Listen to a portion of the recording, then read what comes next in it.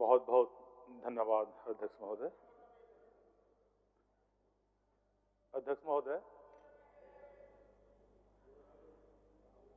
ग्रामीण विकास विभाग, पंचायती राज, ग्रामीण कार्य एवं वन, पर्यावरण एवं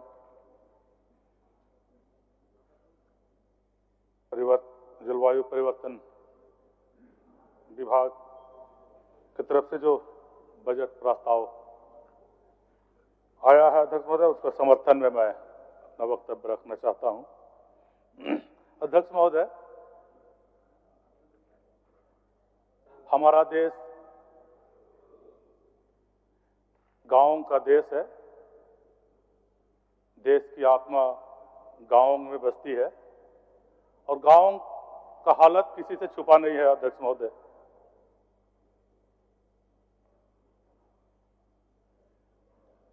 हमारी सरकार, इंडिया गठबंधन की सरकार, हमारे माननीय हेमंत सोरेन जी की सरकार ने गांवों को लेकर बहुत बेहतरीन बजट लाई है अध्यक्ष महोदय। पिछले सेशन में भी कई बाधाओं के बावजूद बहुत बेहतर कार्य गांवों में करके दिखाए हैं अध्यक्ष महोदय। गांव में हम जानते हैं अध्यक्ष महोदय, गरीब, किसान, मजदूर, भूमिहीन, इनकी हालत बहुत दयनीय है अध्यक्ष महोदय। अधिकतर लोग बीपीएल श्रेणी में आते हैं। गांव के लोगों को रोजगार देने के लिए महात्मा गांधी नरेगा योजना, हमारे कांग्रेस पार्टी और सहयोगी दलों ने मिलकर 2005 में इसे पारित किया था अध्यक्ष महोदय। गांव के लोगों को, गरीबों को, मजदूरों को कम से कम 100 दिन का हम रोजगार दें, रोजगार का गारंटी दें। इसी उद्देश्य के साथ इस योजना को चालू किया गया है अध्यक्ष महोदय। इस वित्तीय वर्ष में 12 करोड़ मानव दिवस सृजन का हमारा लक्ष्य है अध्यक्ष महोदय। और हम गांव के गरीब, मजदूर, किसानों को रोजगार की गारंटी दे रहे हैं अध्यक्ष महोदय। इस योजना को चलाने में केंद्र सरकार का बहुत बड़ा भूमिका रही है अध्यक्ष महोदय। मुझे बड़ी खेद के साथ कहना पड़ रहा है कि गरीब मजदूरों की मजदूरी के लिए, रोजगार के लिए जो पैसे हैं अध्यक्ष महोदय, केंद्र सरकार, चूंकि इसे कांग्रेस पार्टी और उनके सहयोगी दलों ने बनाया है, इस योजना को फेल करने का साजिश रचते जा रही है अध्यक्ष महोदय। पैसे को देने में आनाकानी लगातार किया जाता रहा है। मजदूरों के खाता में मजदूरी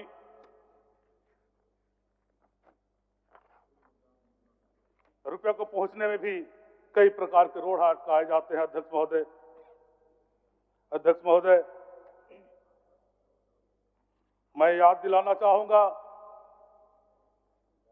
भाजपा के लोगों के, उनकी केंद्र की सरकार का लक्ष्य था, उन्होंने वादा किया था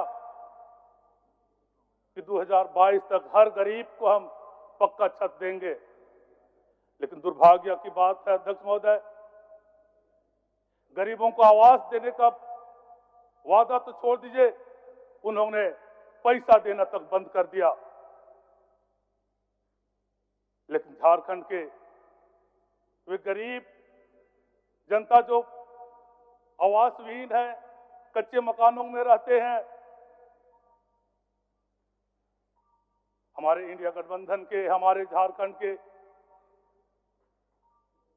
दिलेर मुख्यमंत्री माननीय हेमंत सोरेन जी ने दरिया दिली दिखाया है अध्यक्ष महोदय, दिल खोला है अध्यक्ष महोदय।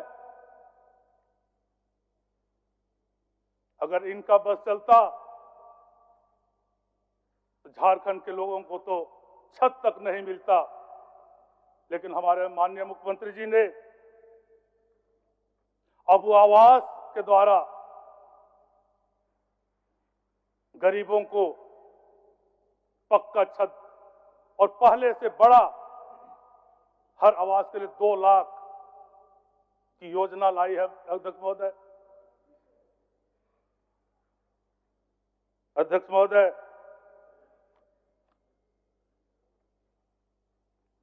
गरीब परिवारों की आर्थिक मजबूती के लिए, पारिवारिक इनकम बढ़ाने के लिए हमारी सरकार ने कई योजनाएं चलाई है अध्यक्ष महोदय।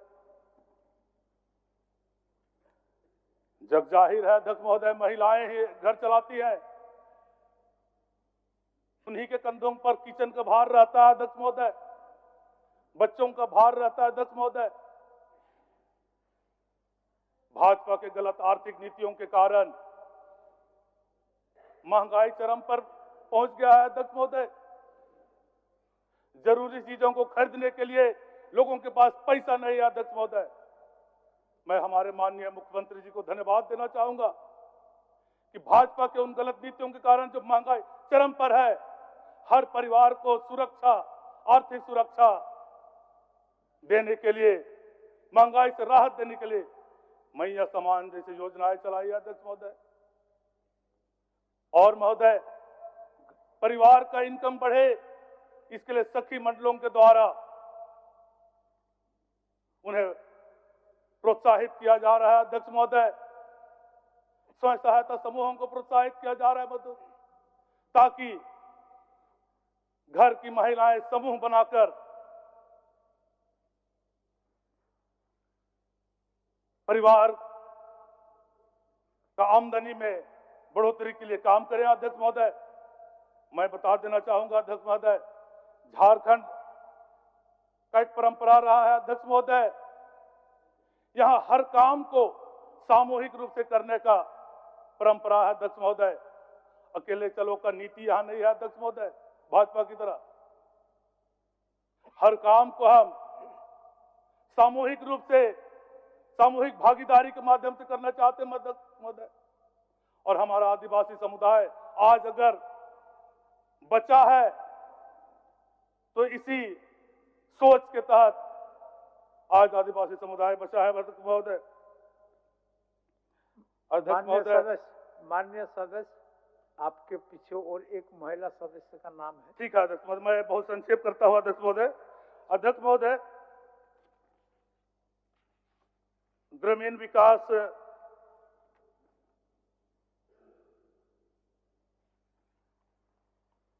को लेकर हमारे साथी विधायक जो है आगे अपने विचारों को रखेगी। मैं पंचायती राज पर बोलना चाहूंगा अध्यक्ष महोदय, क्योंकि पंचायत, ग्राम पंचायत एक स्वशासन व्यवस्था को लेकर सशक्त करने का एक बहुत अच्छा माध्यम है अध्यक्ष महोदय। लेकिन मैं याद दिलाना चाहूंगा अध्यक्ष महोदय, हमारे झारखंड में अनुसूचित क्षेत्र भी है अध्यक्ष महोदय, जिसके तहत 13 जिला पूर्ण अनुसूचित क्षेत्र है अध्यक्ष महोदय और 3 जिला आंशिक रूप से है अध्यक्ष महोदय, जहां पर पेशा कानून अर्थात पंचायत उद्बंध अनुसूचित क्षेत्रों में विस्तार अधिनियम 1996 लागू है अध्यक्ष महोदय। और जो अधिकार इस कानून के तहत आदिवासी समुदायों को और उसके साथ रहने वाले समुदायों को जो दिया गया है अध्यक्ष महोदय, उन अधिकारों को देने के लिए इस कानून का नियमावली अति आवश्यक है अध्यक्ष महोदय, और इसके लिए माननीय हाई कोर्ट ने भी निर्देश किए हैं अध्यक्ष महोदय। इसलिए मैं हमारी सरकार से आग्रह करूंगा कि जितना जल्द हो सके पंचायती राज विभाग से पेशा कानून का नियमावली, पंचायत उपबंध, अनुसूचित क्षेत्रों में विस्तार अधिनियम 1996 में जो प्रावधान किए गए हैं उनके अनुरूप नियमावली बनाए और उसे टीएसी में दे परामर्श के लिए, ताकि वहां पर टीएसी इस पर विचार विमर्श करे और आदिवासियों के अनुकूल उस कानून के अनुरूप उस नियमावली को देखे और यह आए, ताकि प्राकृतिक संसाधनों में जो जल, जंगल, जमीन, गर्मजरूर जमीन, बालू, जंगल, ये सारी चीजें हैं, इनका अधिकार हम ग्राम सभा को, गांव वालों को दे सके और स्वशासन व्यवस्था को भी मजबूत करने की आवश्यकता है, जो हमारे आदिवासी समुदायों में परंपरा से चली आ रही है। ग्राम प्रधान के द्वारा, पाढ़ा व्यवस्था के द्वारा इन सभी संस्थाओं को हमें मजबूत करना है, ताकि जिस तरह से कोल्हान क्षेत्र में आज सामुदायिक समस्याओं को लेकर, सामाजिक समस्याओं का समाधान वे खुद कर रहे हैं, उसी तरह हम दक्षिणी छोटानागपुर में भी और संथाल क्षेत्र में भी हम सामाजिक परंपराओं का तहत, कस्टमरी लोग के तहत हम अपने घर परिवार की समस्याओं को समाधान करने पाए अध्यक्ष महोदय। इसे गंभीरता से लेने की आवश्यकता है अध्यक्ष महोदय। माननीय सदस्य, मैं सिर्फ एक बात पर, ग्रामीण कार्ड पर मैं बहुत अच्छा काम हो रहा है अध्यक्ष महोदय, मैं इस पर विचार देना नहीं चाहूंगा। हमारा सुदृढ़ीकरण योजना जो है अध्यक्ष महोदय बहुत बेहतरीन योजना है अध्यक्ष महोदय। भाजपा के समय जो रोड बनता था उस टेम्पो और ट्रैक्टर चलने से भी उखड़ जाता था अध्यक्ष महोदय। इतना गबन और इतना शोषण और दोहन उस रोड में किया गया था अध्यक्ष महोदय। इस योजना के तहत आज फुल लोडेड हाईवा भी चले तो भी इस योजना से बना हुआ रोड हिलेगा नहीं अध्यक्ष महोदय। इसके लिए मैं हमारे माननीय मुख्यमंत्री जी का सराहना करता हूं, धन्यवाद देता हूं अध्यक्ष महोदय। अध्यक्ष महोदय, मैं वन पर्यावरण को लेकर कहना चाहूंगा। आप सब चीज पर बोलिए, हमको आपत्ति नहीं है। हो गया सर, लेकिन समय आपका 16 मिनट है।